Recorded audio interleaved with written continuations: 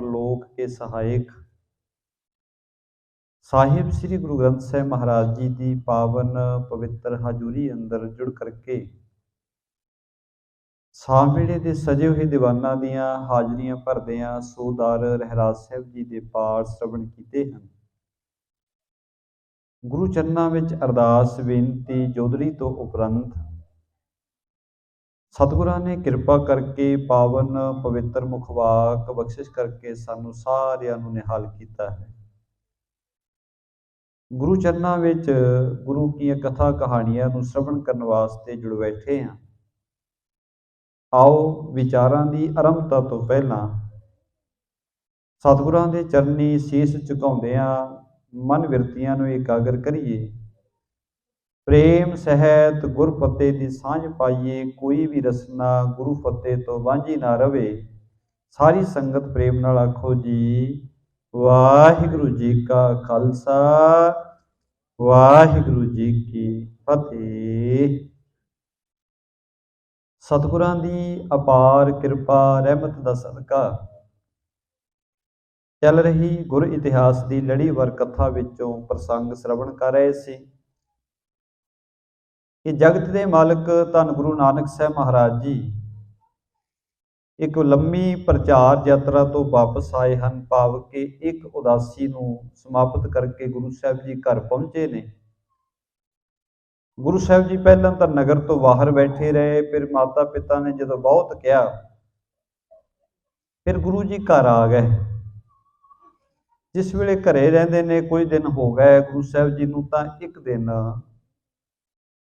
पिता जी ने कोल आके फिर समझाने की कोशिश की कि हे पुत्र नानक जी हुण वेख असीं बजुर्ग हो चुके हैं, साडा अंतला समा नेड़े आ गया। हुण तेरा ही ये फर्ज बनता है कि तू साडी संभाल करें, घर रवे ते घर के कारोबार नूं संभालना करें। हुण तक असीं सारा घर का काम कार संभाल के रखिया है, पर हुण साडे कोलों कोई कारज हुंदा नहीं क्योंकि बजुर्गी ने वडेपे ने सानू घेरा पा लिया। हुण नानक जी तुसीं हुण घर के काम कार संभालो, जिम्मेवारियां संभालो। तुहाडा सारा परिवार वक्खो वक्खरी जगह ते खिलरिया पिया है। अपने पुत्रां नूं अपने पास बुला लो, अपनी पत्नी नूं अपने घर बुलाउणा करो तां जो सारा परिवार एक जगह ते इकट्ठे होकर रह सके। गुरु नानक साहब महाराज जी ने कहा पिता जी हो ये मालिक जी का हुक्म है, परमेश्वर का जिवें हुक्म है उवें ही सारी खेड चलनी है। वो निरंकार जिवें चला रहा है तो असीं उवें ही चल रहे हैं, जिवें वो ड्यूटियां लाउंदा है, जिवें वो सेवा लैंदा है उवें कर रहे हैं।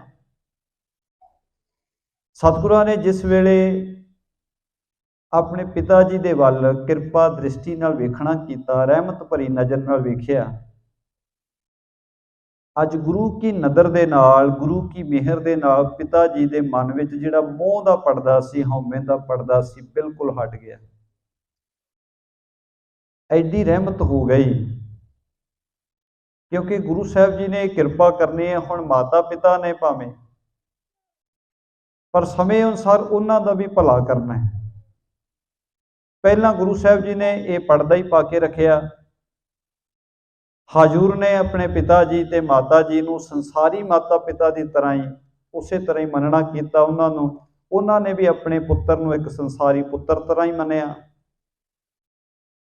पर हुण समा आ गया जिस वेले गुरु साहब ने किरपा दृष्टि की, पिता जी के अंदरों जिहड़ी हौमे दा पड़दा सी वो सारा मिल गया, सोझी आ गई। तो पिता कालू जी कहन लगे हे नानक जी मैं तो तुहानूं अपना पुत्र ही समझदा रहा, अज तुसीं किरपा की है, मैनूं ज्ञान दिता है, मत दी है, तो मैनूं समझ आई है कि तुसीं तां आप रब रूप हो। तो मेरे ते भी तरस कर दो, जिथे इन्नी मनुखता ते किरपा की है, मेरे ते भी एक रहमत करो। मैं भी जन्म मरण तो रहत हो सकां ते मेरे हिरदे विच आनंद आ जाए, मैं अपने आप नूं पहचान सकां। क्योंकि मैनू अपने आप की सुध नहीं है। उन्हां बचन के मैं हों कौन मोहे सुध नाही, मैनू नहीं सुध के मैं है की चीज़। मैनू अपने स्वरूप की पहचान कराओ, मैनू समझ दिओ। ਸਾਹਿਬ ਗੁਰੂ ਨਾਨਕ ਸਾਹਿਬ ਮਹਾਰਾਜ ਜੀ ਨੇ ਕਿਹਾ, ਪਿਤਾ ਜੀ ਜਿਹੜੇ ਪਰਮੇਸ਼ਰ ਤੋਂ ਬੇਮੁਖ ਹੋ ਜਾਂਦੇ ਨੇ, ਵਾਹਿਗੁਰੂ ਜੀ ਦੇ ਨਾਮ ਤੋਂ ਬੇਮੁਖ ਮਨੁੱਖਾਂ ਨੂੰ ਪ੍ਰਮਾਤਮਾ ਜੀ ਹਰ ਕਿਤੇ ਵਸਦੇ ਹੋਏ ਨਜ਼ਰ ਹੀ ਨਹੀਂ ਪੈਂਦੇ। ਹੈ ਵਾਹਿਗੁਰੂ ਹਰ ਜਗ੍ਹਾ ਹੀ ਵਸਿਆ ਹੋਇਆ ਹੈ। ਜਿਹੜਾ ਵੀ ਮਨੁੱਖ ਪ੍ਰਮਾਤਮਾ ਦੇ ਸਨਮੁਖ ਹੋ ਜਾਂਦਾ ਹੈ, ਸਨਮੁਖ ਹੁੰਦਿਆਂ ਹੀ ਗੁਰੂ ਪ੍ਰਮਾਤਮਾ ਨੂੰ ਨੇੜੇ ਸਮਝਣ ਲੱਗਿਆ ਹੀ ਬੰਦੇ ਦੇ ਮਨ ਵਿੱਚ ਸ਼ਾਂਤੀ ਆ ਜਾਂਦੀ ਹੈ। ਗੁਰੂ ਸਾਹਿਬ ਕਹਿੰਦੇ ਇਸ ਤਰ੍ਹਾਂ ਹੈ ਜਿਵੇਂ ਜਿਸ ਵੇਲੇ ਬਰਫ਼ ਜ਼ਿਆਦਾ ਠੰਡ ਪੈਣ ਲੱਗ ਜਾਵੇ, ਧਰਤੀ ਦਾ ਇੱਕ ਪਾਸਾ ਸੂਰਜ ਤੋਂ ਦੂਸਰੇ ਪਾਸੇ ਚਲਾ ਜਾਵੇ, ਉਸ ਪਾਸੇ ਪਾਣੀ ਜੰਮ ਜਾਂਦਾ ਹੈ। ਪਰ ਜਿਵੇਂ ਹੀ ਸੂਰਜ ਦੀ ਧੁੱਪ ਪੈਂਦੀ ਹੈ, ਉਹ ਬਰਫ਼ ਪਿਘਲ ਕੇ ਫਿਰ ਪਾਣੀ ਬਣ ਜਾਂਦੀ ਹੈ। ਪਰਮਾਤਮਾ ਤੋਂ ਬੇਮੁਖ ਹੋਇਆ ਹਿਰਦਾ ਜਿਹੜਾ ਹੈ ਉਹ ਕਠੋਰ ਹੋ ਜਾਂਦਾ ਹੈ। ਉੱਥੇ ਨਾਮ ਨਹੀਂ ਟਿਕਦਾ, ਉੱਥੇ ਮਾਲਕ ਜੀ ਦੀ ਕਿਰਪਾ, ਰਹਿਮਤ, ਦਇਆ, ਜਿਤਨੇ ਸਤਿਗੁਣ ਹਨ, ਇਹ ਸਾਰੇ ਗੁਣ ਉਹਦੇ ਜੀਵਨ ਵਿੱਚ ਟਿਕਦੇ ਨਹੀਂ, ਬਿਲਕੁਲ ਕਠੋਰ ਹਿਰਦਾ ਹੋ ਜਾਂਦਾ। ਪਰ ਜਿਵੇਂ ਸੂਰਜ ਦੇ ਸਾਹਮਣੇ ਆਈ ਬਰਫ਼ ਪਿਘਲ ਜਾਂਦੀ ਹੈ, ਇਸੇ ਤਰ੍ਹਾਂ ਹੀ ਗੁਰੂ ਵੱਲ ਮਨ ਮੁਖ ਕੀਤਿਆਂ, ਪ੍ਰਮਾਤਮਾ ਜੀ ਦੇ ਵੱਲ ਸਨਮੁਖ ਹੋਇਆ, ਗੁਰੂ ਸਾਹਿਬ ਕਹਿੰਦੇ ਹਿਰਦਾ ਵੀ ਜਿਹੜਾ ਹੈ ਇਹ ਕੋਮਲ ਹੋ ਜਾਂਦਾ ਹੈ, ਪਿਘਲ ਜਾਂਦਾ ਹੈ, ਤੇ ਕੋਮਲ ਹਿਰਦੇ ਦੇ ਵਿੱਚ ਮਾਲਕ ਜੀ ਦੇ ਗੁਣਾਂ ਦਾ ਵਾਸਾ ਹੋ ਜਾਂਦਾ ਹੈ, ਨਾਮ ਦਾ ਵਾਸਾ ਹੋ ਜਾਂਦਾ ਹੈ। ਤੇ ਗੁਰੂ ਸਾਹਿਬ ਕਹਿੰਦੇ ਪ੍ਰਮਾਤਮਾ ਇਸ ਤਰ੍ਹਾਂ ਹੀ ਹੈ ਜਿਵੇਂ ਸਾਰੀ ਧਰਤੀ ਵਿੱਚ ਪਾਣੀ ਤਾਂ ਹੈਗਾ ਹੈ, ਪਰ ਜੇ ਕਿਤੇ ਆਮ ਬੰਦੇ ਨੂੰ ਕਹੀਏ ਜੀ ਇੱਥੇ ਪਾਣੀ, ਧਰਤੀ 'ਚ ਪਾਣੀ, ਉਹ ਕਹਿੰਦਾ ਜੀ ਦਿਖਦਾ ਤਾਂ ਹੈ ਨਹੀਂ। ਅਗਿਆਨੀ ਪੁਰਸ਼ ਨੂੰ, ਜਿਹਨੇ ਕੋਈ ਮਿਹਨਤ ਨਹੀਂ ਕੀਤੀ, ਜਿਹਨੇ ਕੋਈ ਵੀ ਯਤਨ ਨਹੀਂ ਕੀਤਾ, ਉਹਨੂੰ ਪ੍ਰਮਾਤਮਾ ਜੀ ਦੇ ਨਾਮ ਦੀ, ਉਹਦੇ ਘਰ ਦੀ ਕੋਈ ਸੋਝ ਹੀ ਨਹੀਂ ਪੈਂਦੀ। ਕਿਉਂਕਿ ਵਾਹਿਗੁਰੂ ਜੀ ਨੇ ਸਾਰਾ ਕੁਝ ਅੰਦਰ ਹੀ ਟਿਕਾਇਆ, ਪਰ ਨਾਲ ਹੀ ਬਚਨ ਕਹਿ ਦਿੱਤੇ, ਮਿਲੇਗਾ ਉਹਨੂੰ ਜਿਹੜਾ ਖੋਜੀ ਹੋਏਗਾ, ਜਿਹੜਾ ਉਸ ਖੋਜ ਦੇ ਵੱਲ ਤੁਰੇਗਾ, ਸਮਝਣ ਵਾਸਤੇ ਤੁਰੇਗਾ। ਗੁਰੂ ਨਾਨਕ ਸਾਹਿਬ ਮਹਾਰਾਜ ਕਹਿੰਦੇ, ਪਿਤਾ ਜੀ ਪਾਣੀ ਤਾਂ ਸਾਰੀ ਧਰਤੀ ਵਿੱਚ ਹੈ, ਪਰ ਦਿਖਾਈ ਨਹੀਂ ਦਿੰਦਾ, ਉਹਨੂੰ ਲੱਭਣ ਵਾਸਤੇ ਖੋਜ ਕਰਨੀ ਪੈਂਦੀ ਹੈ। ਹੁਣ ਪਾਣੀ ਜੇ 100 ਫੁੱਟ ਤੇ ਡੂੰਘਾਈ ਤੇ ਹੈ, ਤਾਂ 100 ਫੁੱਟ ਡੂੰਘਾਈ ਤੱਕ ਉਹਨੂੰ ਲੱਭਣ ਵਾਸਤੇ ਖੋਜ ਕਰਨੀ ਪਏਗੀ, ਮਸ਼ੀਨ ਦੇ ਨਾਲ ਬੋਰਿੰਗ ਕਰਨੀ ਪਏਗੀ, ਫਿਰ ਜਾ ਕੇ ਪਾਣੀ ਪ੍ਰਾਪਤ ਹੁੰਦਾ ਹੈ। ਔਰ ਸਾਡੇ ਵਿੱਚੋਂ ਕਈ ਹੈਗੇ ਤਾਂ ਹੈਗੇ ਨੇ, ਉਹ ਟੋਆ ਤਾਂ 100 ਫੁੱਟ ਹੀ ਪੱਟਦੇ ਨੇ, ਪਰ ਇੰਝ ਕਰਦੇ ਨੇ 10 ਫੁੱਟ ਇੱਥੇ ਪੱਟ ਲਿਆ, 10 ਫੁੱਟ ਦੂਸਰੀ ਜਗ੍ਹਾ ਤੇ ਪੱਟ ਲਿਆ, 10 ਫੁੱਟ ਤੀਸਰੀ ਜਗ੍ਹਾ ਤੇ ਪੱਟ ਲਿਆ। 10-10 ਫੁੱਟ ਦੇ ਟੋਏ ਪੱਟਿਆਂ ਵੀ ਜੇ 100 ਫੁੱਟ ਅਸੀਂ ਪੂਰਾ ਕਰੀਏ, ਪ੍ਰਾਪਤੀ ਉਹਦੇ ਨਾਲ ਵੀ ਨਹੀਂ। ਕਹਿਣ ਦਾ ਭਾਵ ਕਿ ਕਿਸੇ ਦੀ ਗੱਲ ਸੁਣ ਲਈ ਜੀ, ਆਹ ਕੁਝ ਪੜ੍ਹਿਆ ਕਰੋ, ਕਿਸੇ ਨੇ ਕਹਿ ਦਿੱਤਾ ਜੀ ਆ ਇਸ਼ਨਾਨ ਕਰਕੇ ਆਇਆ ਕਰੋ ਫਲਾਣੀ ਜਗ੍ਹਾ ਤੇ, ਕਿਸੇ ਨੇ ਕੁਝ ਕਹਿ ਦਿੱਤਾ, ਕਿਸੇ ਨੇ ਕੁਝ ਕਹਿ ਦਿੱਤਾ।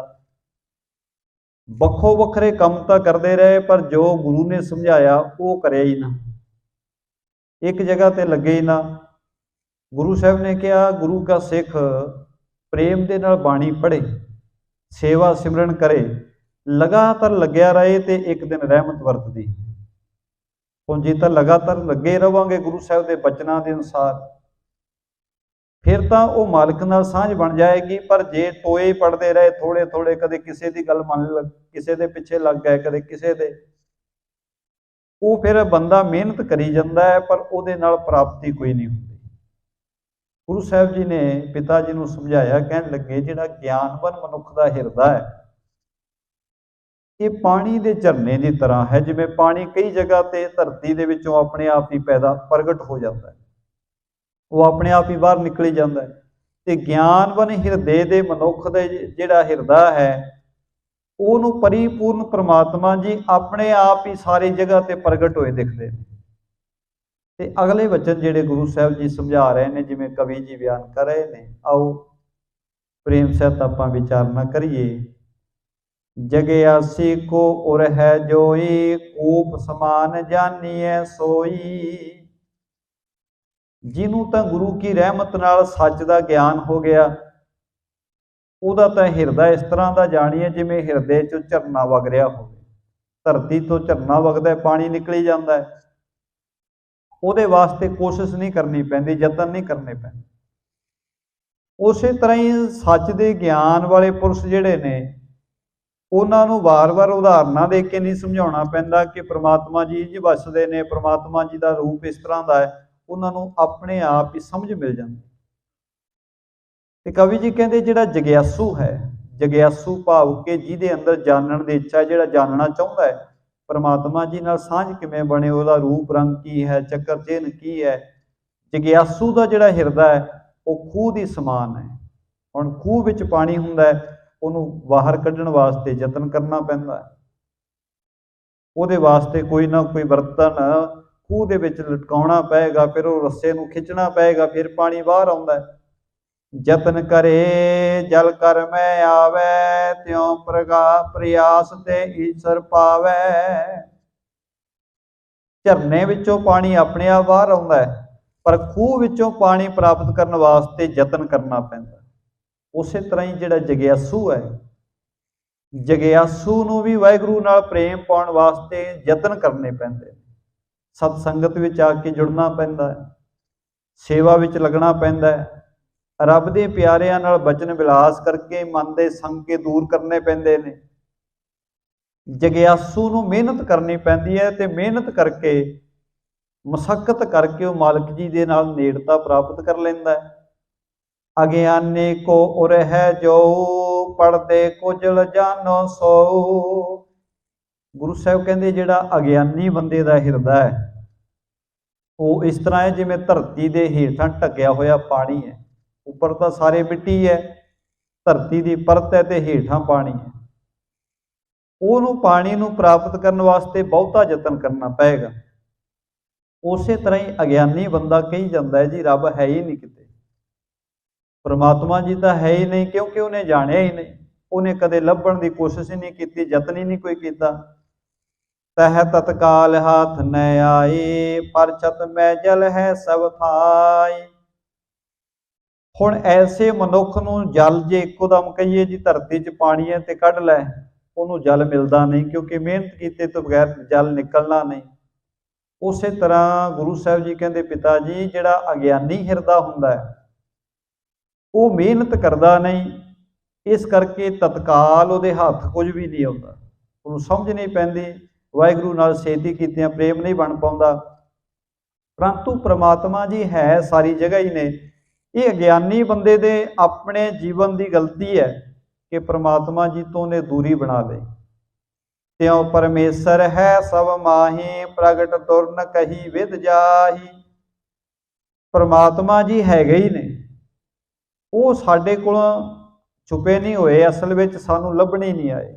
ਜਿਨ੍ਹਾਂ ਨੂੰ ਲੱਭਣੇ ਨਹੀਂ ਆਏ ਉਹਨਾਂ ਵਾਸਤੇ ਉਹ ਦੂਰ ਹੀ ਨੇ। ਪਰ ਜੇ ਬਾਬਾ ਰਵਿਦਾਸ ਜੀ ਵਰਗਿਆਂ ਨੂੰ ਪੁੱਛੀਏ,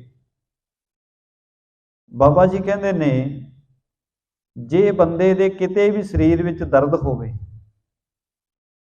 ਸਿਰ ਵਿੱਚ ਦਰਦ ਹੋਣ ਲੱਗ ਪਵੇ ਇੱਕਦਮ, ਬੰਦਾ ਆਪਣੇ ਪਰਿਵਾਰ ਦੇ ਮੈਂਬਰ ਨੂੰ ਬਾਅਦ ਵਿੱਚ ਆਵਾਜ਼ ਮਾਰਦਾ ਹੈ, ਆਂਢੀਆਂ ਗੁਆਂਢੀਆਂ ਨੂੰ ਬਾਅਦ ਵਿੱਚ ਆਵਾਜ਼ ਮਾਰਦਾ ਹੈ। ਸਭ ਤੋਂ ਪਹਿਲਾਂ ਕੀ ਹੁੰਦਾ ਹੈ, ਬੰਦੇ ਦਾ ਜਿਹੜਾ ਹੱਥ ਹੈ, ਹੱਥ ਜਾ ਕੇ ਜਿੱਥੇ ਵੀ ਦਰਦ ਹੋ ਰਿਹਾ ਹੋਵੇ, ਸਿਰ ਵਿੱਚ ਦਰਦ ਹੋਵੇ, ਇੱਕਦਮ ਹੱਥ ਉੱਤੇ ਪਹੁੰਚ ਜਾਂਦਾ ਹੈ। ਇੱਕਦਮ ਪੈਰ ਤੇ ਕੋਈ ਸੱਟ ਲੱਗ ਜਾਏ, ਕੋਈ ਦਰਦ ਹੋਣਾ ਸ਼ੁਰੂ ਹੋ ਜਾਏ, ਤੇ ਸਭ ਤੋਂ ਪਹਿਲਾਂ ਕੌਣ ਪਹੁੰਚਦਾ ਹੈ? ਸਾਡਾ ਹੱਥ ਪਹੁੰਚ ਜਾਂਦਾ ਹੈ। ਹੱਥ ਸਿਰ ਤੱਕ ਵੀ ਪਹੁੰਚ ਜਾਂਦਾ ਹੈ। ਜੇ ਪੈਰ ਤੇ ਕੋਈ ਦਰਦ ਹੋਵੇ ਇੱਕਦਮ ਪੈਰ ਤੱਕ ਵੀ ਪਹੁੰਚ ਜਾਂਦਾ ਹੈ। ਤੇ ਸਾਡਾ ਸਭ ਤੋਂ ਨੇੜੇ ਕੀ ਹੈ? ਸਭ ਤੋਂ ਨੇੜੇ ਸਾਡਾ ਆਪਣਾ ਹੱਥ ਹੈ। ਪਰ ਬਾਬਾ ਰਵਿਦਾਸ ਜੀ ਕਹਿੰਦੇ ਨਹੀਂ, ਪਰਮਾਤਮਾ ਤੇਰੇ ਹੱਥ ਤੋਂ ਵੀ ਕਿਤੇ ਨੇੜੇ ਹੈ। ਬਚਨ ਪੜ੍ਹਦੇ ਹਨ ਗੁਰੂ ਕੀ ਬਾਣੀ ਦੇ, ਕਹਿ ਰਵਿਦਾਸ ਹਾਥ ਪੈ ਨੇੜੇ, ਰੱਬ ਤੇਰੇ ਹੱਥਾਂ ਤੇ ਪੈਰਾਂ ਤੋਂ ਵੀ ਨੇੜੇ ਹੈ। ਕਹਿ ਰਵਿਦਾਸ ਹਾਥ ਪੈ ਨੇੜੇ, ਸਹਿਜੇ ਹੋਏ ਸੋ ਹੋਈ, ਪਰ ਮਿਲਦਾ ਤਾਂ ਹੈ ਜੇ ਸਹਿਜ ਵਿੱਚ ਚੱਲੀਏ। ਹੈ ਇੰਨਾ ਨੇੜੇ ਹੈ, ਹੱਥ ਵੀ ਅਜੇ ਦੂਰ ਨੇ। ਭਾਵੇਂ ਕਿ ਜਿੱਥੇ ਵੀ ਤਕਲੀਫ ਹੋਵੇ ਇੱਕ ਪਲ ਵਿੱਚ ਹੱਥ ਪਹੁੰਚ ਜਾਂਦਾ ਹੈ, ਪਰ ਸਾਹਿਬ ਕਹਿੰਦੇ ਨੇ ਪਰਮਾਤਮਾ ਤੇਰੇ ਹੱਥ ਤੋਂ ਵੀ ਕਿਤੇ ਨੇੜੇ ਹੈ, ਉਹ ਤਾਂ ਬਿਲਕੁਲ ਤੇਰੇ ਨਾਲ ਹੈ। ਤੇ ਗੁਰੂ ਸਾਹਿਬ ਜੀ ਇਸੇ ਕਰਕੇ ਕਿਰਪਾ ਕਰਦੇ ਨੇ, ਕਹਿੰਦੇ ਪਿਤਾ ਜੀਓ ਪਰਮਾਤਮਾ ਜੀ ਹਰ ਜਗ੍ਹਾ ਹੀ ਨੇ, ਪਰ ਬੰਦੇ ਦੇ ਭਰਮ ਦੇ ਪਰਦੇ ਕਰਕੇ, ਅਗਿਆਨਤਾ ਕਰਕੇ ਪਰਮਾਤਮਾ ਜੀ ਨੂੰ ਬੰਦਾ ਦੂਰ ਸਮਝੀ ਜਾਂਦਾ ਹੈ। ਇਹ ਜੋ ਜਗਤ ਜਨਾਉ ਬਣਿਓ ਹੈ, ਪਰਮਾਤਮ ਬਿਨ ਕੌਣ ਗੁਣਿਓ ਹੈ। ਗੁਰੂ ਸਾਹਿਬ ਜੀ ਨੇ ਬਚਨ ਕੀਤਾ, ਕਹਿੰਦੇ ਜਗਤ ਦਾ ਜਿੰਨਾ ਪਸਾਰਾ ਹੈ ਪਿਤਾ ਜੀ, ਉਹ ਪਰਮਾਤਮਾ ਤੋਂ ਬਿਨਾ ਇਹਨੂੰ ਕੌਣ ਬਣਾ ਸਕਦਾ ਹੈ। ਪਰਮਾਤਮਾ ਹੀ ਹੈ ਜਿਹਨੇ ਸਾਰਾ ਪਸਾਰਾ ਪਸਾਰਿਆ ਹੈ। ਬਚਨ ਆਪਾਂ ਰੋਜ਼ ਪੜ੍ਹਦੇ ਆ, ਕੀਤਾ ਕਵਾਓ। ਜਿਸ ਵੇਲੇ ਇਹ ਸਾਰਾ ਕੁਝ ਪਸਾਰਾ ਪਸਾਰਿਆ, ਕੀਤਾ ਪਸਾਓ ਏਕੋ ਕਵਾਓ। ਇਹ ਪਸਾਰਾ ਕਿਵੇਂ ਪਸਾਰਿਆ? ਇੱਕ ਵਾਰੀ ਬਚਨ ਕਿਹਾ ਵਾਹਿਗੁਰੂ ਜੀ ਨੇ, ਬਣ ਜਾਏ।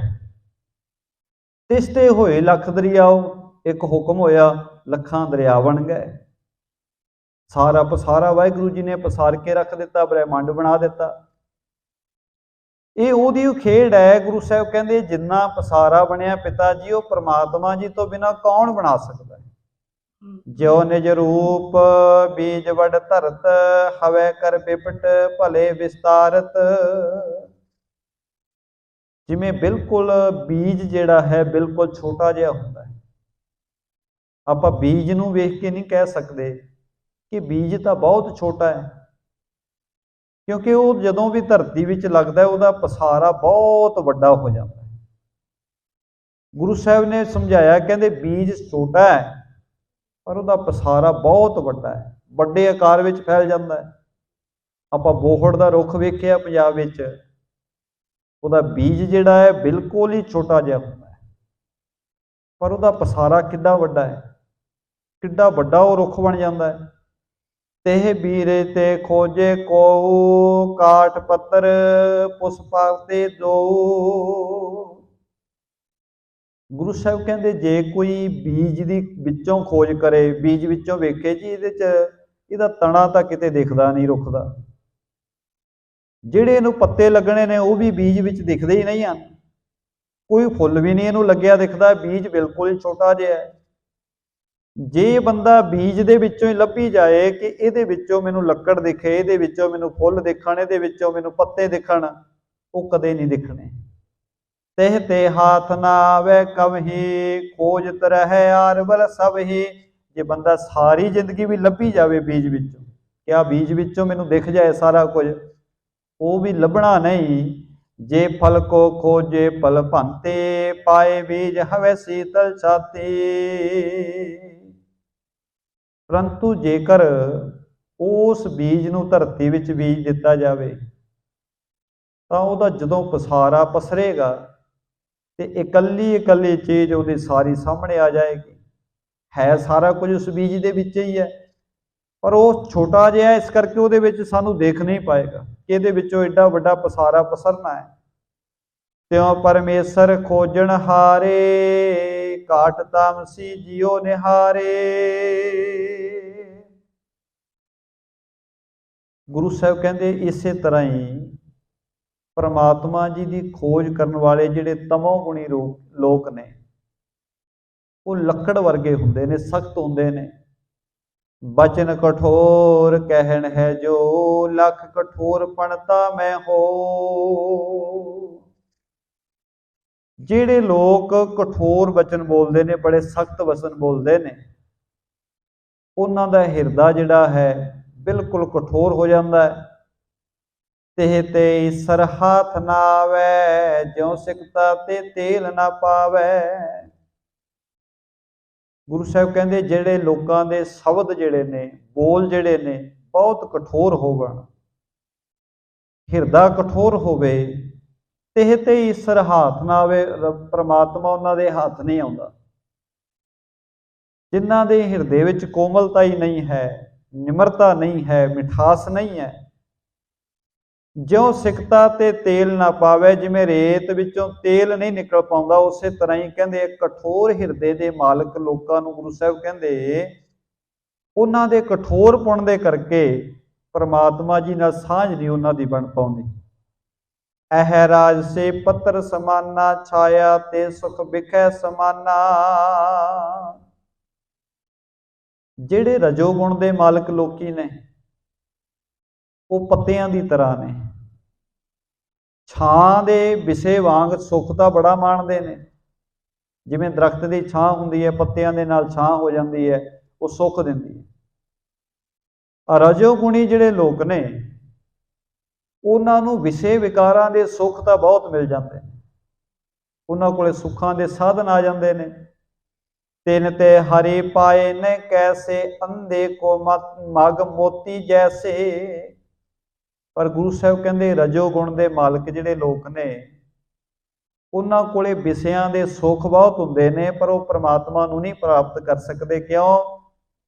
ਕਿਉਂਕਿ ਜਿਵੇਂ ਕਹਿੰਦੇ ਕਿਸੇ ਅੰਨੇ ਮਨੁੱਖ ਦੇ ਰਾਹ ਦੇ ਵਿੱਚ ਹੀਰੇ ਮੋਤੀ ਖਿਲਾਰ ਦਿੱਤੇ ਜਾਣ, ਅੰਨੇ ਮਨੁੱਖ ਨੂੰ ਕੀ ਲੱਗੇਗਾ ਜੀ ਇੱਥੇ ਰੋਡ ਬਹੁਤ ਪਏ ਨੇ, ਮੇਰੇ ਪੈਰਾਂ ਵਿੱਚ ਹੀ ਲੱਗੀ ਜਾ ਰਹੇ ਨੇ, ਕਿਉਂਕਿ ਉਹਨੂੰ ਦਿਖਦਾ ਹੀ ਨਹੀਂ ਕਿ ਪੈਰਾਂ ਵਿੱਚ ਤਾਂ ਹੀਰੇ ਮੋਤੀ ਪਏ ਨੇ।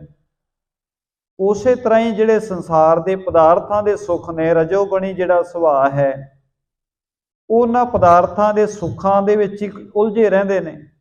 ਇਹ ਨਹੀਂ ਵੇਖਦੇ ਸੁੱਖ ਦੇਣ ਵਾਲੇ ਦੇ ਸੁੱਖ ਦੇ ਪਿੱਛੇ ਜਿਹੜਾ ਸੁੱਖ ਦੇਣ ਵਾਲਾ ਉਹ ਕਿੰਨਾ ਪਿਆਰਾ ਹੈ। ਸੁੱਖਾਂ ਨੂੰ ਸਭ ਤੋਂ ਵੱਡਾ ਮੰਨੀ ਜਾਂਦੇ ਨੇ, ਪਰ ਸੁੱਖ ਦੇਣ ਵਾਲੇ ਨੂੰ ਨਹੀਂ ਯਾਦ ਕਰਦੇ। ਉਹ ਪਸਮਾਨ ਸਾਤ ਕੀ ਜੇ ਮਦਰ ਵਚਨ ਗਦ ਧਾਰੇ ਤੇ। ਗੁਰੂ ਸਾਹਿਬ ਕਹਿੰਦੇ ਜਿਹੜੇ ਸਤੋ ਗੁਣ ਵਾਲੇ ਮਨੁੱਖ ਨੇ ਉਹ ਫੁੱਲਾਂ ਵਰਗੇ ਹੁੰਦੇ ਨੇ, ਫੁੱਲਾਂ ਦੀ ਤਰ੍ਹਾਂ ਹੁੰਦੇ ਨੇ। ਉਹਨਾਂ ਦੇ ਅੰਦਰ ਜਿੱਥੇ ਇੱਕ ਮਿਠਾਸ ਭਰੀ ਬਚਨ ਬੋਲੀ ਹੁੰਦੀ ਹੈ, ਉਹਨਾਂ ਦੇ ਜੀਵਨ ਵਿੱਚ ਗੁਣਾਂ ਦੀ ਸੁਗੰਧੀ ਵੀ ਭਰੀ ਹੁੰਦੀ ਹੈ। ਮਿੱਠਾ ਬੋਲਣਾ, ਕਿਉਂਕਿ ਮਿੱਠਾ ਬੋਲਣਾ ਵੀ ਦੋ ਤਰ੍ਹਾਂ ਦਾ ਹੈ। ਜਦੋਂ ਬੰਦੇ ਨੂੰ ਕੋਈ ਸਵਾਰਥ ਹੁੰਦਾ ਹੈ ਤੇ ਉਸ ਵੇਲੇ ਬਹੁਤ ਕੜੱਤਣ ਵਾਲੇ ਜਿਹੜੇ ਬੋਲਣ ਵਾਲਾ ਮਨੁੱਖ ਹੁੰਦਾ ਹੈ ਉਹ ਵੀ ਮਿੱਠਾ ਬੋਲਣ ਲੱਗ ਪੈਂਦਾ ਹੈ। ਪਰ ਅਸਲ ਵਿੱਚ ਬੰਦੇ ਦੇ ਸੁਭਾਅ ਦਾ ਪਤਾ ਉਦੋਂ ਲੱਗਦਾ ਹੈ ਜਦੋਂ ਬੰਦਾ ਉਹਨੂੰ ਸਵਾਰਥ ਕੋਈ ਨਾ ਹੋਵੇ। ਜਾ ਕੇ ਲਈਏ ਬੰਦਾ ਆਪਣੇ ਤੋਂ ਨੀਵੇਂ ਨਾਲ ਜਿਵੇਂ ਦਾ ਵਿਵਹਾਰ ਕਰਦਾ ਉਹ ਤੋਂ ਪਤਾ ਲੱਗ ਜਾਏਗਾ ਇਹਦਾ ਸੁਭਾਅ ਨਿਰਮਲ ਹੈ ਜਾਂ ਦਿਖਾਵੇ ਦਾ ਨਿਰਮਲ ਹੈ। ਗੁਰੂ ਸਾਹਿਬ ਜੀ ਆਪਣੇ ਪਿਤਾ ਜੀ ਨਾਲ ਗੱਲ ਕਰ ਰਹੇ ਨੇ, ਕਹਿੰਦੇ ਜਿਹੜਾ ਮਨੁੱਖ ਸਤੋ ਗੁਣ ਵਾਲਾ ਉਹਦਾ ਸੁਭਾਅ ਫੁੱਲ ਦੀ ਤਰ੍ਹਾਂ ਹੁੰਦਾ ਹੈ। ਉਹਨਾਂ ਦੇ ਮਧੁਰ ਬਚਨ ਗੰਧ ਧਾਰ ਹੈ ਤੇ ਉਹਨਾਂ ਦੇ ਬਚਨਾਂ ਵਿੱਚ ਮਿਠਾਸ ਹੁੰਦੀ ਹੈ। ਇਸ ਤਰ੍ਹਾਂ ਲੱਗਦਾ ਜਿਵੇਂ ਸੁਗੰਧੀ ਭਰੀ ਹੋਵੇ, ਗੁਣਾਂ ਦੀ ਸੁਗੰਧੀ ਉਹਨਾਂ ਦੇ ਜੀਵਨ ਵਿੱਚੋਂ ਆਉਂਦੀ ਹੈ। ਤਿਨ ਤੇ ਕਛਕ ਹੋਤ ਸੁਧਕਾਰਾ ਨਹਿਨ ਪਾਇਤ ਹੈ ਪ੍ਰਭੂ ਦੁਆਰਾ। ਗੁਰੂ ਸਾਹਿਬ ਜੀ ਕਹਿੰਦੇ ਸਤੋ ਗੁਣੀ ਜਿਹੜੇ ਮਨੁੱਖ ਨੇ ਇਹ ਤਮੋ ਗੁਣੀ ਤੇ ਰਜੋ ਗੁਣੀ ਵਾਲੇ ਲੋਕਾਂ ਤੋਂ ਤਾਂ ਥੋੜੇ ਜਿਹੇ ਇਹਨਾਂ ਦਾ ਸੁਭਾਅ ਬਹੁਤ ਚੰਗਾ ਹੁੰਦਾ ਹੈ, ਪਰ ਇਹ ਪ੍ਰਮਾਤਮਾ ਜੀ ਦੇ ਬਹੁਤਾ ਨੇੜੇ ਨਹੀਂ ਜਾ ਪਾਉਂਦੇ। ਠੀਕ ਹੈ, ਉਹਨਾਂ ਦੇ ਸੁਭਾਅ, ਉਹਨਾਂ ਦੀਆਂ ਆਦਤਾਂ ਚੰਗੀਆਂ ਹੁੰਦੀਆਂ ਨੇ, ਪਰ ਉਹ ਅਪਾਰ ਵਾਹਿਗੁਰੂ ਪ੍ਰਮਾਤਮਾ ਜੀ ਦੇ ਨੇੜੇ ਹੋ ਕੇ ਵੀ ਨੇੜੇ ਨਹੀਂ ਹੁੰਦੇ। ਉਹਨਾਂ ਵਿੱਚ ਕੁਝ ਗੁਣ ਆ ਜਾਂਦੇ ਨੇ, ਪਰ ਉਹ ਵਾਹਿਗੁਰੂ ਜੀ ਦਾ ਮਿਲਾਪ ਜਿਹੜਾ ਹੈ ਉਹ ਨਹੀਂ ਹਾਸਲ ਕਰ ਪਾਉਂਦੇ। ਗਿਆਨੀ ਹੈ ਫਲ ਕੇ ਰਸਮਾਨਾ, ਬੀਜ ਰੂਪ ਤੈ ਪ੍ਰਭੂ ਮਿਲਾਨਾ। ਤੇ ਗੁਰੂ ਸਾਹਿਬ ਕਹਿੰਦੇ ਜਿਹੜਾ ਗਿਆਨਵਾਨ ਪੁਰਸ਼ ਹੈ, ਅਸੀਂ ਗਿਆਨੀ ਜਿਹੜਾ ਸ਼ਬਦ ਗੁਰੂ ਸਾਹਿਬ ਦੇ ਭਾਈ ਵਾਸਤੇ ਵਰਤਦੇ ਹਾਂ, ਗੁਰਦੁਆਰਾ ਸਾਹਿਬ ਦੇ ਭਾਈ ਵਾਸਤੇ ਗਿਆਨੀ ਸ਼ਬਦ ਵਰਤਦੇ ਹਾਂ, ਪਰ ਗਿਆਨੀ ਸ਼ਬਦ ਹੈ ਹਰੇਕ ਉਸ ਪ੍ਰਾਣੀ ਵਾਸਤੇ ਜਿਹਨੂੰ ਗਿਆਨ ਹੋ ਗਿਆ, ਸੱਚ ਦਾ ਗਿਆਨ ਹੋਇਆ, ਜਿਹਨੂੰ ਸਮਝ ਆ ਗਈ। ਤੇ ਉਹ ਸਮਝ ਕਿਸੇ ਮੁਸਲਮਾਨ ਨੂੰ ਵੀ ਆ ਸਕਦੀ ਹੈ, ਉਹ ਸਮਝ ਕਿਸੇ ਹਿੰਦੂ ਵੀਰ ਦੇ ਕੋਲ ਵੀ ਹੋ ਸਕਦੀ ਹੈ ਜਿਹਦਾ ਰੱਬ ਨਾਲ ਪ੍ਰੇਮ ਹੈ, ਜਿਹਦਾ ਵੀ ਵਾਹਿਗੁਰੂ ਨਾਲ ਪ੍ਰੇਮ ਹੈ। ਗਿਆਨਵਾਨ ਉਹ ਮਨੁੱਖ ਹੈ। ਤੇ ਗੁਰੂ ਸਾਹਿਬ ਕਹਿੰਦੇ ਗਿਆਨੀ ਮਨੁੱਖ ਫਲ ਦੇ ਸਮਾਨ ਹੁੰਦਾ ਹੈ, ਜਿਹੜਾ ਫਲ ਕਿਸੇ ਰੁੱਖ ਨੂੰ ਲੱਗਿਆ ਹੋਵੇ ਤੇ ਬੀਜ ਵਾਂਗ ਉਹ ਰੱਬ ਨਾਲ ਮਿਲਿਆ ਹੁੰਦਾ ਹੈ। ਉਹਦੇ ਵਿੱਚ ਹੁੰਦੇ ਬੜੇ ਗੁਣ ਨੇ, ਪਰ ਬੀਜ ਵਿੱਚ ਜਿਵੇਂ ਸਭ ਕੁਝ ਵਿਖਦਾ ਨਹੀਂ ਹੁੰਦਾ। ਬੀਜ ਬਿਲਕੁਲ ਛੋਟਾ ਜਿਹਾ ਹੁੰਦਾ ਹੈ, ਉਹਦੇ ਵਿੱਚੋਂ ਅਸੀਂ ਰੁੱਖ ਨਹੀਂ ਵੇਖ ਸਕਦੇ, ਪਰ ਉਹ ਜਦੋਂ ਉਗਦਾ ਹੈ ਫਿਰ ਉਹਦੇ ਵਿੱਚੋਂ ਸਾਰਾ ਕੁਝ ਦਿਖਦਾ ਹੈ। ਆਪਰ ਸਥਾਨ ਸੋ ਪਾਵਤ ਨਾਹੀ, ਬਸੇ ਸਦਾ ਸਤ ਸੰਗਤ ਮਾਹੀ। ਸਤਿਗੁਰੂ ਕਹਿਣ ਲੱਗੇ ਜਿਹੜਾ ਗਿਆਨਵਾਨ ਪੁਰਸ਼ ਹੈ ਉਹ ਜ਼ਿਆਦਾਤਰ ਕਿੱਥੇ ਉਹ ਮਿਲਦਾ ਹੈ? ਸਤ ਸੰਗਤ ਵਿੱਚ ਉਹ ਮਿਲੇਗਾ। ਕਿਸੇ ਹੋਰ ਸਥਾਨ ਤੇ ਜਾ ਕੇ ਗਿਆਨੀ ਨਹੀਂ ਬਣ ਸਕਦਾ ਕੋਈ ਮਨੁੱਖ। ਚੰਗੀ ਸੰਗਤ ਵਿੱਚੋਂ, ਗੁਰੂ ਕੀ ਸੰਗਤ ਵਿੱਚੋਂ ਹੀ ਬੰਦੇ ਨੂੰ ਸੱਚ ਦੀ ਸਮਝ ਆਉਂਦੀ ਹੈ, ਆਤਮਿਕ ਗਿਆਨ ਹੁੰਦਾ ਹੈ। हे पित एक परमात्म सारे, राग द्वैख क्यों करो विचारे। गुरु साहब कहने लगे, हे पिता जी, ਗਿਆਨਵਾਨ ਹੋਣਾ ਹੈ। ਗਿਆਨਵਾਨ ਵੀ ਕਈ ਤਰ੍ਹਾਂ ਦੇ ਨੇ ਗੁਰੂ ਸਾਹਿਬ ਨੇ। ਦੁਨੀਆ ਦਾ ਇਕੱਲਾ ਜਿਹਨੂੰ ਅਸੀਂ ਕਹਿ ਲਈਏ ਜਾਣਕਾਰੀ ਨੂੰ ਗਿਆਨਵਾਨ ਨਹੀਂ ਕਿਹਾ ਜਾਂਦਾ। ਜਾਣਕਾਰੀ ਵੱਖਰੀ ਚੀਜ਼ ਹੈ ਤੇ ਗਿਆਨ ਵੱਖਰੀ ਚੀਜ਼ ਹੈ। ਜਾਣਕਾਰੀ ਤਾਂ ਕੰਪਿਊਟਰ ਵਿੱਚ ਬਹੁਤ ਜ਼ਿਆਦਾ ਹੈ। ਅੱਜ ਕੱਲ੍ਹ ਦਾ ਸਮਾਂ ਹੀ ਐਸਾ ਹੈ, ਜਾਣਕਾਰੀ ਬੰਦੇ ਕੋਲੇ ਬਹੁਤ ਹੋ ਜਾਂਦੀ ਹੈ, ਪਰ ਗਿਆਨ ਉਦੋਂ ਬਣਦਾ ਹੈ ਜਦੋਂ ਬੰਦੇ ਦੇ ਜੀਵਨ ਵਿੱਚ ਉਹ ਪ੍ਰੈਕਟੀਕਲੀ ਵਰਤੇ। ਗੁਰੂ ਸਾਹਿਬ ਨੇ ਜਿਹੜੇ ਇਕੱਲੇ ਜਾਣਕਾਰੀ ਵਾਲੇ ਲੋਕ ਨੇ ਉਹਨਾਂ ਦੇ ਵਾਸਤੇ ਤਾਂ ਵਚਨ ਵੀ ਕਹੇ ਨੇ, ਪੜ੍ਹ ਪੜ੍ਹ ਗੱਡੀ ਲੱਦੀ ਹੈ, ਪੜ੍ਹ ਪੜ੍ਹ ਭਰੀਏ ਸਾਥ, ਪੜ੍ਹ ਪੜ੍ਹ ਬੇੜੀ ਪਾਈ ਹੈ, ਪੜ੍ਹ ਪੜ੍ਹ ਗੱਡੀਏ ਖਾਤ, ਪੜ੍ਹੀਏ ਜੇਤੇ ਵਰਸ ਵਰਸ, ਪੜ੍ਹੀਏ ਜੇਤੇ ਮਾਸ, ਨਾਨਕ ਲੇਖੈ ਇੱਕ ਗੱਲ, ਹੋਰ ਹਉਮੈ ਝਖਣਾ ਝਾਕ।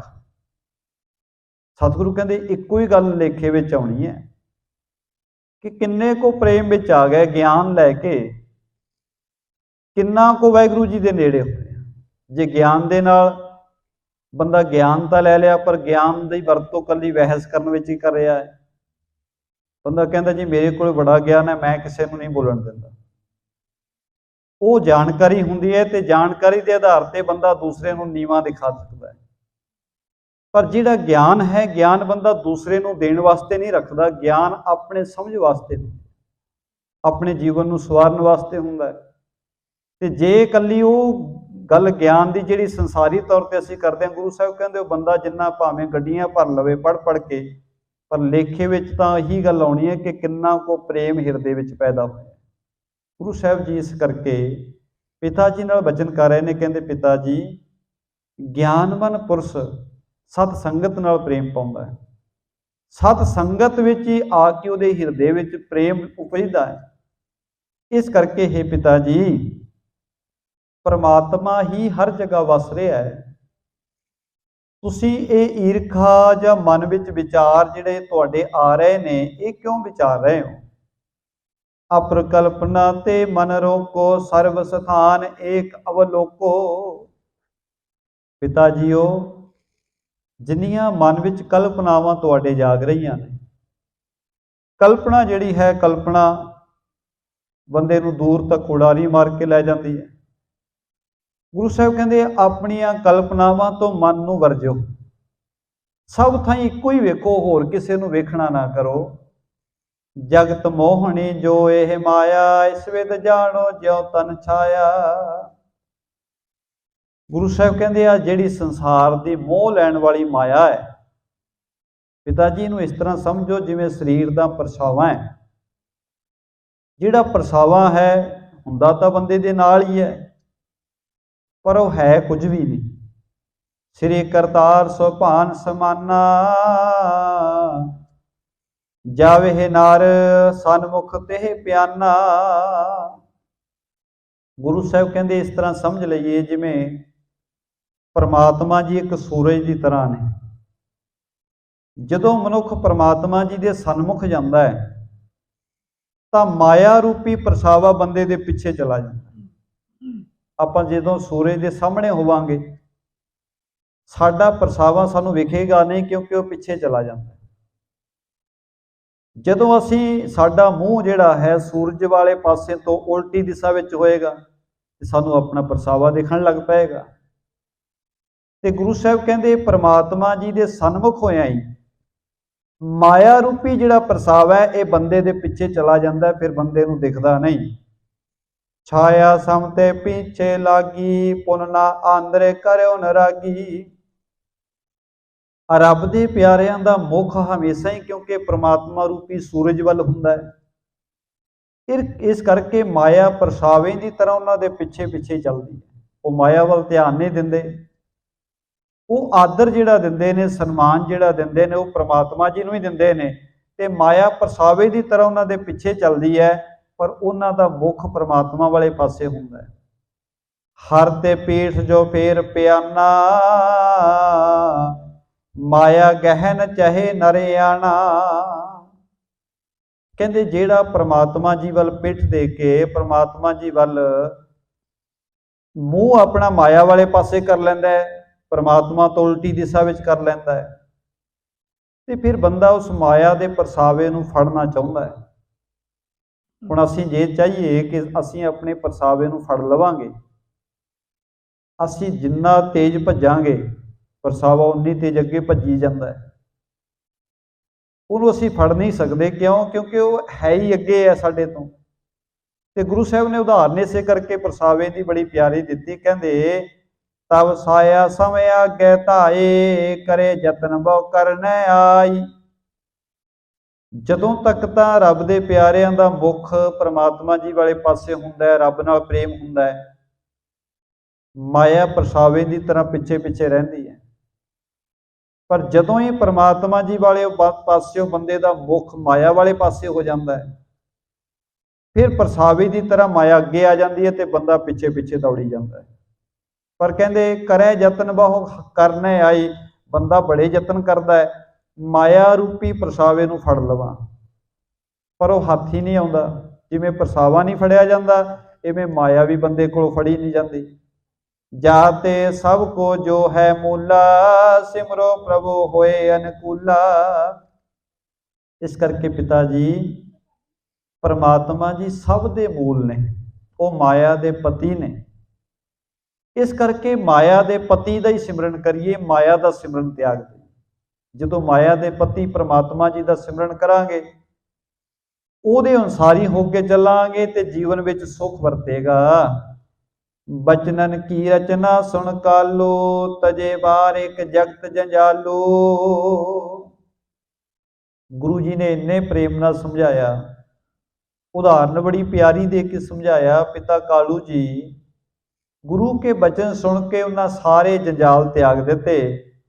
ਨਿਰਮਲ ਮਨ ਹਵੇ ਸਿਮਰਨ ਲਾਗਾ, ਉਪਜੋ ਗਿਆਨ ਮੋਹ ਤਮ ਭਾਗਾ। ਮਨ ਨਿਰਮਲ ਕਰਕੇ ਸਿਮਰਨ ਵਿੱਚ ਜੁੜ ਗਏ, ਰਸਨਾ ਤੋਂ ਪ੍ਰਮਾਤਮਾ ਜੀ ਦੇ ਗੁਣ ਗਾਉਣ ਲੱਗ ਪਏ। ਨਿਸਵਾਸਰ ਹਰ ਸੋ ਲਿਵ ਲਾਗੀ, ਹਿਰਦੇ ਦੁਐਂਤ ਜੇਤੀ ਸਭ ਭਾਗੀ। ਪਿਤਾ ਕਾਲੂ ਜੀਆਂ ਦੀ ਲਿਵ ਪ੍ਰਮਾਤਮਾ ਜੀ ਦੇ ਚਰਨਾਂ ਵਿੱਚ ਜੁੜ ਗਈ, ਧਿਆਨ ਇਕਾਗਰ ਹੋ ਗਿਆ। ਹਿਰਦੇ ਵਿੱਚ ਜਿੰਨੀ ਈਰਖਾ ਸੀ, ਨਫ਼ਰਤ ਸੀ, ਹਉਮੈ ਸੀ, ਸਾਰੀ ਭੱਜ ਗਈ ਹੈ। ਏਕ ਲਖਿਓ ਪਰਮਾਤਮ ਸਾਰੇ, ਅਨਕ ਕਲਪਨਾ ਕੀਨ ਨਿਵਾਰੇ। ਸਾਰੇ ਪਾਸੇ ਇੱਕ ਪਰਮਾਤਮਾ ਜੀ ਨੂੰ ਵਸਦੇ ਹੋਇਆ ਜਾਣ ਲਿਆ। ਪਿਤਾ ਜੀਆਂ ਨੇ ਬਾਕੀ ਦੀ ਸਾਰੀ ਕਲਪਨਾ ਕਰਨੀ ਤਿਆਗ ਦਿੱਤੀ ਹੈ। ਜਿਉ ਸਰਾਪ ਭੂਖਣ ਮਤ ਤਿਆਗੇ,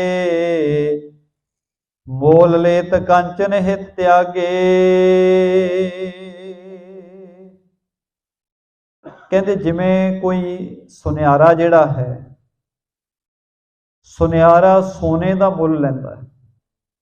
ਉਹ ਸੋਨਾ ਕਿਸੇ ਵੀ ਰੂਪ ਵਿੱਚ ਹੋਵੇ, ਉਹਨੇ ਇਹ ਨਹੀਂ ਵੇਖਣਾ ਕਿ ਸੋਨੇ ਦਾ ਬਣਾਇਆ ਕੀ ਹੋਇਆ, ਉਹਨੇ ਵੇਖਣਾ ਅਸਲ ਵਿੱਚ ਸੋਨਾ ਕਿੰਨਾ ਹੈ।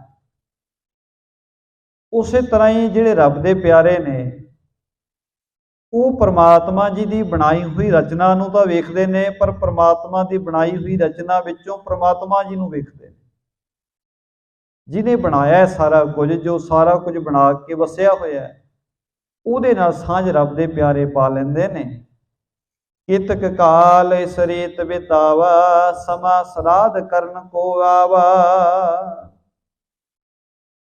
ਗੁਰੂ ਸਾਹਿਬ ਜੀ ਦੇ ਬਚਨਾਂ ਦੇ ਨਾਲ ਪਿਤਾ ਕਾਲੂ ਜੀ ਦਾ ਪ੍ਰੇਮ ਪਰਮਾਤਮਾ ਜੀ ਨਾਲ ਬਣ ਗਿਆ, ਸਮਝ ਆ ਗਈ ਹੈ। ਕਵੀ ਜੀ ਕਹਿੰਦੇ ਇੰਨੇ ਚਿਰ ਨੂੰ ਸਰਾਧਾਂ ਦੇ ਦਿਨ ਆ ਗਏ। ਹੁਣ ਜਿਸ ਤਰ੍ਹਾਂ ਸਰਾਧਾਂ ਦੇ ਦਿਨ ਹੁਣ ਆ ਰਹੇ ਨੇ ਜਾਂ ਆ ਗਏ ਨੇ, ਹੁਣ ਜਿਹੜੇ ਸਰਾਧ ਨੇ ਇਹ ਸਨਾਤਨ ਮਤ ਵਿੱਚ, ਹਿੰਦੂ ਮਤ ਵਿੱਚ ਇਹਨਾਂ ਦੀ ਬੜਾ ਪ੍ਰਚਲਨ ਹੈ। ਹੁਣ ਜਿਸ ਵੇਲੇ ਸਰਾਧਾਂ ਦਾ ਸਮਾਂ ਆਇਆ, ਸਰਵ ਸੌਜ ਕਾਲੂ ਅਨਵਾਈ, ਰੀਤ ਸਰਾਧ ਕਰਨੇ ਬਣਵਾਈ। ਬਾਬਾ ਕਾਲੂ ਜੀ ਨੇ ਵੀ ਸਾਰੀ ਸਮੱਗਰੀ ਮੰਗਵਾ ਲਈ ਤਾਂ ਜੋ ਸਰਾਧ ਕੀਤਾ ਜਾ ਸਕੇ, ਸਰਾਧ ਕਰੇ ਜਾਣ।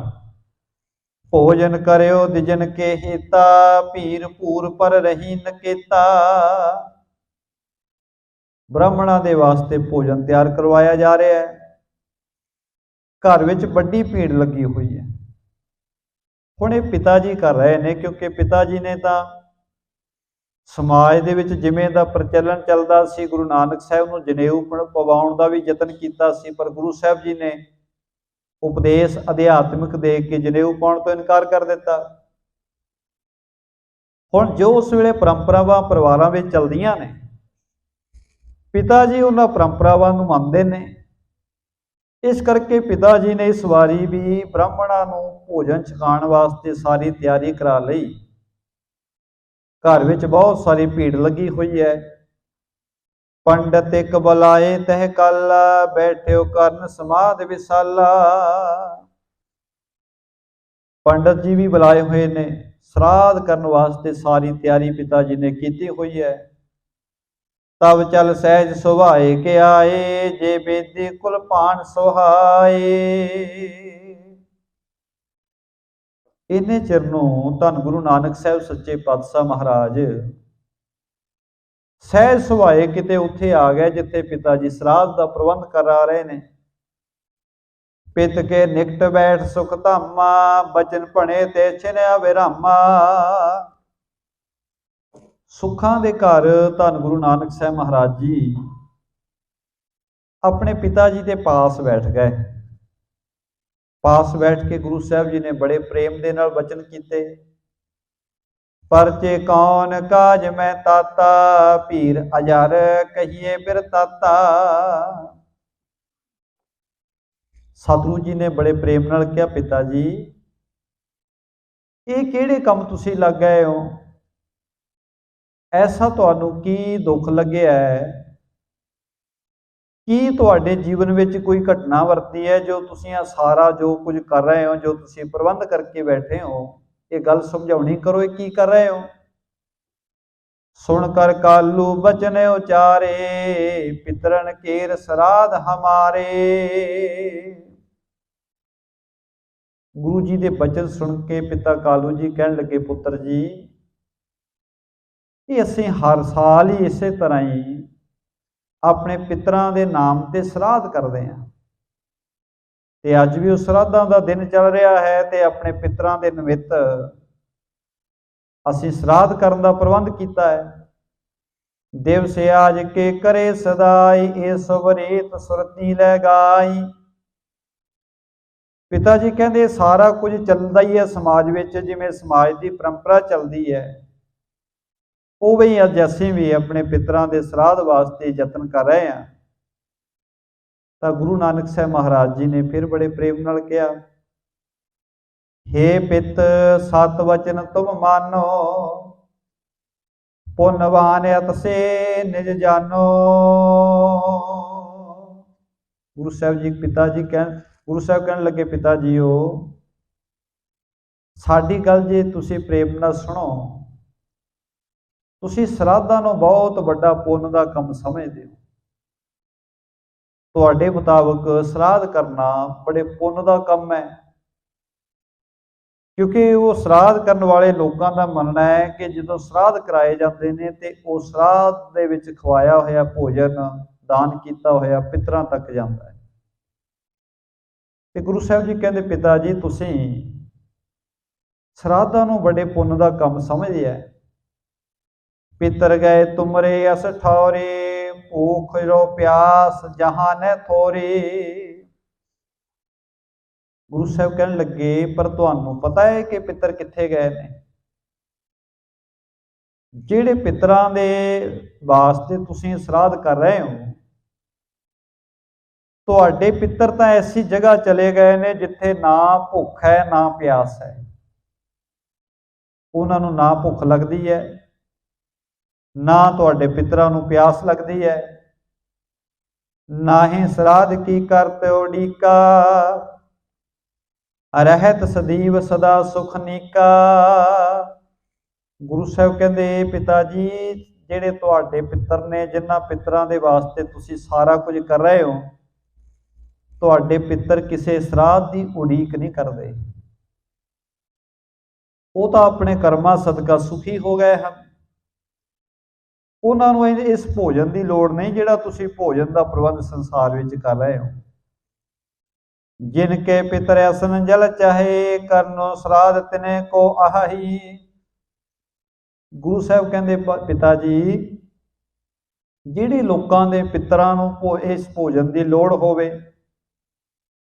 ਉਹ ਆਪਣਾ ਭਾਈ ਜਿਵੇਂ ਮਰਜ਼ੀ ਕਰਨ, ਪਰ ਜਿਨ੍ਹਾਂ ਦੀ ਨਿਮਿਤ ਤੁਸੀਂ ਭੋਜਨ ਕਰਾ ਰਹੇ ਹੋ ਉਹਨਾਂ ਨੂੰ ਤਾਂ ਨਾ ਭੁੱਖ ਲੱਗਦੀ ਹੈ ਨਾ ਪਿਆਸ ਲੱਗਦੀ ਹੈ, ਉਹ ਐਸੀ ਜਗ੍ਹਾ ਤੇ ਵਿਰਾਜ ਗਏ ਨੇ। ਜਿਨਕੇ ਮਨ ਅਵਿਲਾਖਾ ਨਾਹੀ ਕਰੇ ਸਰਾਧ ਸੰਤਤ ਕਿਉਂ ਤਾਹੀ। ਗੁਰੂ ਸਾਹਿਬ ਕਹਿੰਦੇ ਜਿਨ੍ਹਾਂ ਦੇ ਪਿਤਰਾਂ ਦੇ ਮਨ ਵਿੱਚ ਸਰਾਧਾਂ ਦੀ ਕੋਈ ਅਵਿਲਾਖਾ ਹੀ ਨਹੀਂ, ਉਹਨਾਂ ਦੀ ਸੰਤਾਨ ਸਰਾਧ ਕਿਉਂ ਕਰੇ? ਉਹਨਾਂ ਦੀ ਸੰਤਾਨ ਨੂੰ ਸਰਾਧ ਕਰਨ ਦੀ ਕੀ ਲੋੜ ਹੈ? ਆਵ ਸਭ ਦਿਜ ਕੋ ਦੇਹੋ ਆਹਾਰਾ ਕਰਨੋ ਸਰਾਧ ਤਜੋ ਵਿਵਹਾਰਾ। ਗੁਰੂ ਸਾਹਿਬ ਕਹਿੰਦੇ ਪਿਤਾ ਜੀ ਜੇ ਭੋਜਨ ਛਕਾਉਣਾ ਕਿਸੇ ਨੂੰ ਵੀ ਛਕਾਓ, ਆਪ ਸਭ ਦੇ ਕੋ ਦਿਓ ਆਹਾਰਾ, ਭੋਜਨ ਛਕਾਓ ਸਾਰਿਆਂ ਨੂੰ, ਜਿਹੜੇ ਬ੍ਰਾਹਮਣ ਵੀ ਚੱਲ ਕੇ ਆਏ ਨੇ ਜਾਂ ਹੋਰ ਜਿੰਨੇ ਪ੍ਰਾਣੀ ਨੇ, ਭੋਜਨ ਸਾਰਿਆਂ ਨੂੰ ਛਕਾਉਣਾ ਕਰੋ। ਕਰਨੋ ਸਰਾਧ ਤਜੋ ਵਿਵਹਾਰਾ, ਪਰ ਇਹ ਸਰਾਧ ਕਰਨ ਦਾ ਵਿਚਾਰ ਤੁਸੀਂ ਛੱਡ ਦਿਓ, ਸਰਾਧ ਕਰਨ ਦੀ ਜ਼ਰੂਰਤ ਨਹੀਂ ਹੈ, ਭੋਜਨ ਛਕਾਓ। ਭੋਜਨ ਛਕਾਉਣ ਦੀ ਗੁਰੂ ਸਾਹਿਬ ਨੇ ਕੋਈ ਮਨਾਹੀ ਨਹੀਂ ਕੀਤੀ। ਗੁਰੂ ਕੀ ਬਾਣੀ ਨੇ ਵੀ ਕਿਹਾ ਹੈ ਕਿ ਸੰਸਾਰ ਵਿੱਚ ਜੀਵਤ ਪਿੱਤਰ ਨਾ ਮਾਨੇ ਕੋ ਮੂਹੇ ਸਰਾਧ ਕਰਾਈ। ਜਿਉਂਦੇ ਬੰਦੇ ਨੂੰ ਕੋਈ ਪਿੱਤਰ ਮੰਨ ਕੇ ਕੋਈ ਸੇਵਾ ਨਹੀਂ ਕਰਦਾ ਤੇ ਮਰਨ ਤੋਂ ਬਾਅਦ ਬੰਦੇ ਦੇ ਨਾਮ ਤੇ ਸਰਾਧ ਹੁੰਦੇ ਨੇ। ਤੇ ਗੁਰੂ ਸਾਹਿਬ ਕਹਿੰਦੇ ਉਹ ਵੀ ਕਿਹੜਾ ਸਰਾਧ ਜਿਹੜੇ ਨੇ ਉਹਨਾਂ ਪਿੱਤਰਾਂ ਤੱਕ ਪਹੁੰਚਦੇ ਨੇ, ਉਹ ਤਾਂ ਕਊਆ ਤੇ ਕੂਕਰ ਖਾਂਦੇ ਨੇ। ਇੱਥੇ ਪਿਤਾ ਜੀ ਨੂੰ ਵੀ ਕਹਿਣ ਲੱਗੇ ਪਿਤਾ ਜੀ ਤੁਸੀਂ ਜੇ ਭੋਜਨ ਛਕਾਉਣਾ ਤੇ ਭੋਜਨ ਛਕਾਓ, ਪਰ ਜਿਹੜੀ ਸਰਾਧ ਕਰਨ ਦਾ ਵਿਵਹਾਰ ਤੁਹਾਡਾ ਇਹਨੂੰ ਤਿਆਗਣਾ ਕਰੋ। ਕਾਲੂ ਕਹੈ ਬਿਨਾ ਚਖ ਦੇਖੇ ਮੁਝੇ ਪ੍ਰਤੀਤ ਨ ਆਏ ਬਸੇਖੇ। ਪਿਤਾ ਕਾਲੂ ਜੀ ਕਹਿੰਦੇ ਪੁੱਤਰ ਜੀ ਮੈਂ ਕਿਵੇਂ ਸਮਝਾਂ ਕਿ ਮੇਰੇ ਪਿਤਰਾਂ ਨੂੰ ਭੁੱਖ ਪਿਆਸ ਨਹੀਂ ਲੱਗਦੀ। ਤੁਸੀਂ ਕਹਿ ਰਹੇ ਹੋ ਕਿ ਜਿਹੜੇ ਤੁਹਾਡੇ ਪਿੱਤਰ ਨੇ ਉਹਨਾਂ ਨੂੰ ਭੁੱਖ ਪਿਆਸ ਲੱਗਦੀ ਨੇ, ਇਸ ਭੋਜਨ ਦੀ ਉਹਨਾਂ ਨੂੰ ਕੋਈ ਚਾਹਨਾ ਨਹੀਂ ਹੈ। ਇਸ ਪ੍ਰਕਾਰ ਕੀ ਸੁਧ ਜੋ ਸੁਣਾਵੋ ਜਹਾ ਪਿਤਰ ਸੋ ਠੌਰ ਦਿਖਾਵੋ। ਪਿਤਾ ਜੀ ਕਹਿਣ ਲੱਗੇ ਕਿ ਤੁਹਾਨੂੰ ਇੰਨਾ ਪਤਾ ਹੈ ਕਿ ਸਾਡੇ ਪਿਤਰਾਂ ਨੂੰ ਕਿਸੇ ਚੀਜ਼ ਦੀ ਲੋੜ ਨਹੀਂ, ਤਾਂ ਤੁਸੀਂ ਉਹਨਾਂ ਨੂੰ ਵੇਖਿਆ ਜ਼ਰੂਰ ਹੋਵੇਗਾ ਕਿ ਉਹਨਾਂ ਨੂੰ ਇਸ ਭੋਜਨ ਦੀ ਲੋੜ ਨਹੀਂ ਹੈ। ਉਹ ਥਾਂ ਮੈਨੂੰ ਵੀ ਦਿਖਾਉਣਾ ਕਰੋ ਜਿਸ ਥਾਂ ਤੇ ਸਾਡੇ ਪਿੱਤਰ ਵਸਦੇ ਨੇ। ਦੇਖ ਲਿਓ ਮੈਂ ਆਏ ਭਰੋਸੋ ਕਹੋ ਜੋ ਤੁਮ ਅਬ ਬਾਹਰ ਕਰੋ ਸੋ। ਮੈਨੂੰ ਵੀ ਇਹ ਸਮਝ ਦਿਓ, ਮੈਨੂੰ ਵੀ ਦਿਖਾਉਣਾ ਕਰੋ ਕਿ ਸਾਡੇ ਪਿੱਤਰਾਂ ਨੂੰ ਭੋਜਨ ਦੀ ਲੋੜ ਨਹੀਂ ਹੈ, ਉਹ ਇਹਨਾਂ ਚੀਜ਼ਾਂ ਤੋਂ ਮੁਕਤ ਹੋ ਗਏ ਨੇ। ਸੁਣ ਕਰ ਬੋਲੇ ਕਿਰਪਾ ਨਿਧਾਨਾ ਜੇ ਤੁਮ ਦੇਖਿਓ ਚਾਹੇ ਸੋ ਥਾਨਾ। ਕਿਰਪਾ ਨਿਧਾਨ ਸਤਿਗੁਰੂ ਜੀ ਨੇ ਬਚਨ ਕੀਤਾ, ਕਹਿਣ ਲੱਗੇ ਪਿਤਾ ਜੀ ਜੇ ਤੁਸੀਂ ਸੱਚਮੁੱਚ ਹੀ ਵੇਖਣਾ ਚਾਹੁੰਦੇ ਹੋ ਤਾਂ ਸੱਚਮੁੱਚ ਤੁਹਾਨੂੰ ਦਰਸ਼ਨ ਕਰਾ ਦਿੰਦੇ ਆ, ਤੁਹਾਨੂੰ ਸਮਝ ਦੇ ਦਿੰਦੇ ਆ ਕਿ ਉਹ ਜਿਹੜੇ ਸਾਡੇ ਪਿੱਤਰ ਨੇ ਉਹ ਕਿੱਥੇ ਜਾ ਕੇ ਵਸ ਗਏ ਨੇ। ਜੈ ਹੈ ਬੈਕੁੰਠ ਭਗਤ ਵਡ ਵਾਸਾ ਕੰਚਨ ਮਰੀਆਂ ਰੁਚਿ ਰਸ ਆਵਾਸਾ। ਗੁਰੂ ਸਾਹਿਬ ਕਹਿੰਦੇ ਉਹ ਬੈਕੁੰਠ ਵਿੱਚ ਵਸਦੇ ਨੇ ਜਿੱਥੇ ਰੱਬ ਦੇ ਸਾਰੇ ਪਿਆਰੇ ਵਸਦੇ ਨੇ, ਜਿੱਥੇ ਪ੍ਰਮਾਤਮਾ ਜੀ ਦਾ ਵਾਸਾ ਹੈ, ਜਿੱਥੇ ਆ ਸੰਸਾਰੀ ਭੋਜਨਾਂ ਦੀ ਜ਼ਰੂਰਤ ਹੀ ਨਹੀਂ ਹੈ। ਸਭ ਪਿਤਰਨ ਕੋ ਕੀਨ ਉਧਾਰਾ ਪਹੁੰਚਾਏ ਪ੍ਰਭ ਕੇ ਦਰਬਾਰਾ।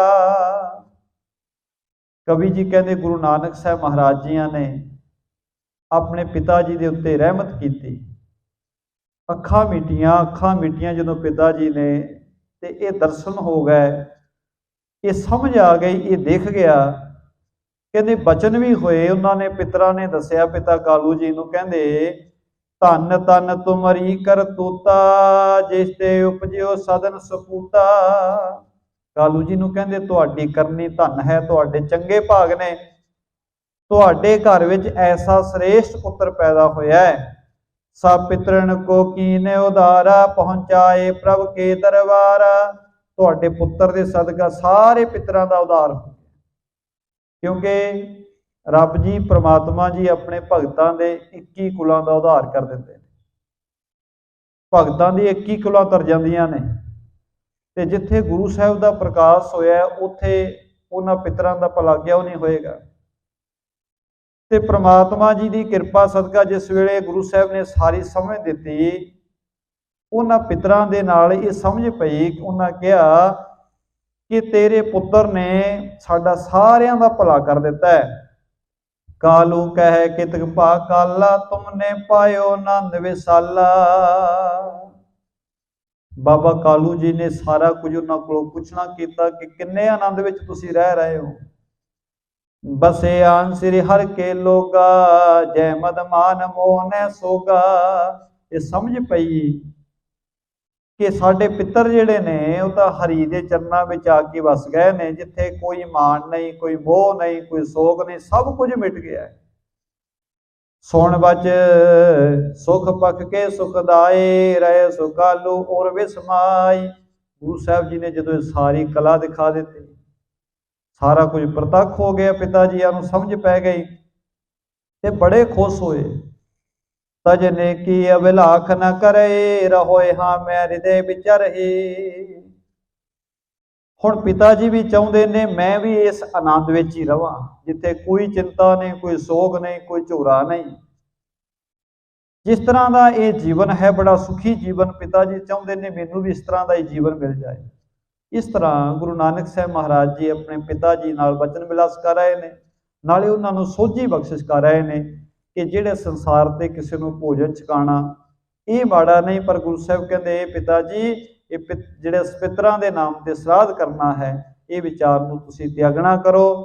ਪਰਮਾਤਮਾ ਜੀ ਦੀ ਬੜੀ ਕਿਰਪਾ ਹੈ, ਪਿਤਰਾਂ ਦਾ ਭਲਾ ਹੋਇਆ, ਉਹ ਵਾਹਿਗੁਰੂ ਦੇ ਚਰਨਾਂ ਵਿੱਚ ਇੱਕ ਰਸ ਹੋ ਗਏ ਨੇ, ਇਸ ਕਰਕੇ ਇਹਨਾਂ ਭੋਜਨਾਂ ਦੀ ਉਹਨਾਂ ਨੂੰ ਲੋੜ ਨਹੀਂ ਹੈ। ਇਸ ਤਰ੍ਹਾਂ ਗੁਰੂ ਸਾਹਿਬ ਜੀ ਨੇ ਸਮਝ ਦਿੱਤੀ ਹੈ। ਆਓ ਅਗਲਾ ਪ੍ਰਸੰਗ ਆਪਾਂ ਕੱਲ ਦੇ ਦੀਵਾਨ ਵਿੱਚ ਸ਼ਰਵਣ ਕਰਾਂਗੇ ਜੀ। ਇੰਨੀਆਂ ਬੇਨਤੀਆਂ ਪ੍ਰਵਾਨ ਕਰਨੀਆਂ, ਹੋਈਆਂ ਭੁੱਲਾਂ ਦੀ ਖਿਮਾ। ਸਾਰੀ ਸੰਗਤ ਪ੍ਰੇਮ ਨਾਲ ਆਖੋ ਜੀ ਵਾਹਿਗੁਰੂ ਜੀ ਕਾ ਖਾਲਸਾ, ਵਾਹਿਗੁਰੂ ਜੀ ਕੀ ਫਤਿਹ। ਸਤਨਾਮ ਵਾਹਿਗੁਰੂ ਸਾਹਿਬ ਜੀ।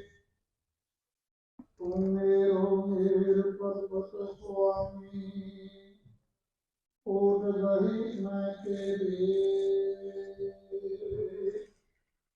ਨਾ ਤੁਮ ਬੋਲੋ ਨਾ ਹਮ ਲਿਖੇ, ਰਸ ਦੇਨੀ ਹਰੀ। ਗਿਆਨ ਧਿਆਨ ਤਿਸ ਧਰਮ ਨਾ ਜਾਣਾ, ਨਾਹਿ ਨਿਰਮਲ ਕਰਨੀ। ਸਾਧ ਸੰਗਤ ਕੈ ਅੰਚਲ ਲਾਭੋ।